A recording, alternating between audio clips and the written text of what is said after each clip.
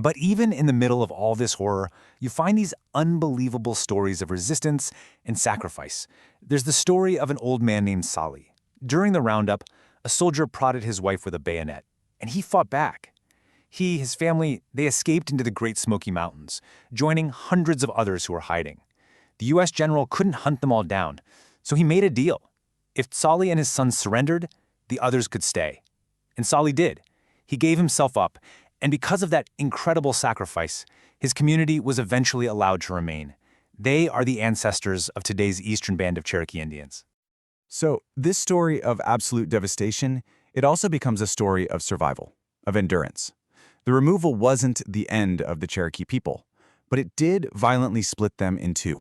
And that split created the two distinct, federally recognized Cherokee nations that we have today. In the West, you have the Cherokee Nation in what's now Oklahoma, reestablished by the survivors of the Trail of Tears. And back in the East, in North Carolina, you have the Eastern Band of Cherokee Indians, the descendants of Tsali and those who hid in the mountains. Two nations, one people, born from this unimaginable tragedy. And the struggle for a safe home, it didn't just end there.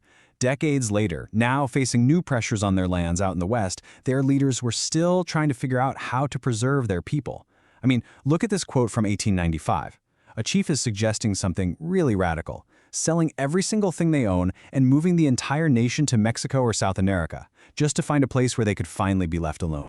So when you look at the whole story, from their origin myths about a world in balance to the genius invention of their own written language, from the absolute horror of the Trail of Tears to the reality of two thriving nations today, the Cherokee story is just this powerful, unbelievable testament to resilience. And it leaves us with a really big question, one that echoes all the way from their history into our world today. What does it truly take for a people and their unique way of seeing the world to survive?